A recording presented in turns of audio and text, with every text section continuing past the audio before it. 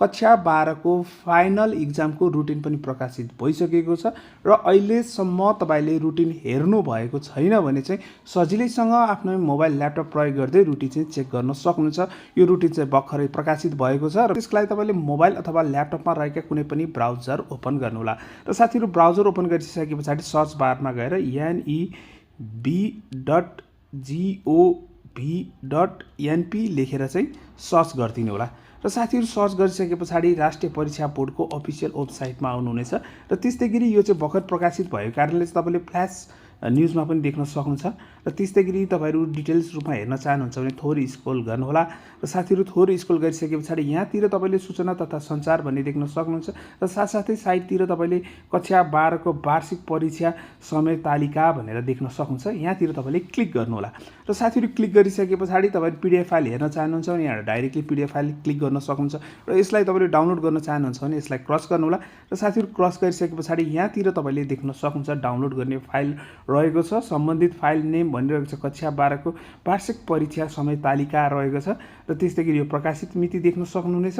र यसलाई डाउनलोड गर्न चाहनुहुन्छ भने यहाँ क्लाउड यहाँ देख्न सक्नुहुन्छ। यो क्लाउडमा एकपल्ट क्लिक गर्नुहोला र डाउनलोड गर्नुहोला। साथीहरू यो चाहिँ डाउनलोड अगेन भनिरहेको छ, मैले चाहिँ भर्खरै डाउनलोड गरिसकेको छु र साथीहरू डाउनलोड गरिसके पछाडि त्यो फाइललाई ओपन गर्नको लागि मोबाइलबाट हेर्दै हुनुहुन्छ भने साइडमा 3 डट रहेको छ र थोरै स्क्रोल गर्नुहोला र यहाँ डाउनलोड भन्ने अप्सन रहेको छ।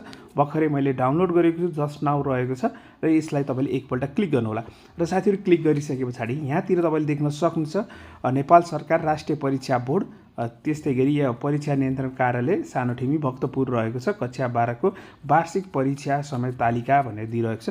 सबै कुराहरू यहाँ दिइरहेको छ। यसलाई तपाईँले राम्रो डिटेल रूपमा चाहिँ पढ्न सक्नुहुनेछ र राष्ट्रिय परीक्षा बोर्डद्वारा मिति यो वैशाख 14 गतेदेखि चाहिँ यो सञ्चालन हुनेछ र समय भनेको बिहानको 8 बजीदेखि दिउँसोको 11 बजेसम्म इक्जाम रनिङ हुनेछ र त्यस्तै गरी यहाँ तपाईँले कुन कुन सब्जेक्ट लिनुभएको छ सबै विषयको रहेको छ। कक्षा 12 मा जुन साथीहरूले विभिन्न सब्जेक्ट लिएर अध्ययनरत गर्दै हुनुहुन्छ पढ्दै हुनुहुन्छ भने उहाँहरू सबैको डिटेल्सहरू दिइरहेको छ र यो पिडिएफ फाइल एकपल्ट तपाईँले आफ्नो मोबाइललाई डाउनलोड गरिसके पछाडि सजिलैसँग चेक गर्न सक्नुहुनेछ र आफ्नो विषय हेर्नुहोला र मुनितिर विभिन्न नोटिसहरू दिइरहेको छ। यसलाई तपाईँले ध्यान दिएर पढ्नुहोला र त्यस्तै गरी परीक्षा सुरु हुनुभन्दा कम्तीमा आधा घण्टा अगाडि नै परीक्षा केन्द्रमा पुगिसक्नुपर्छ भनेर दिइरहेको छ। यो चाहिँ समय तालिका मात्र दिएको छ हैन। यसलाई तपाईँले राम्रोसँग हेर्नुहोला र साथसाथै के छ भने अब तपाईँको कुन चाहिँ सेन्टर पर्छ भन्ने जानकारीको लागि भने चैतको 15 गतेभित्र चाहिँ सबै विषय अन्तर्गत चाहिँ परीक्षा सेन्टर पनि तोकिनेछ।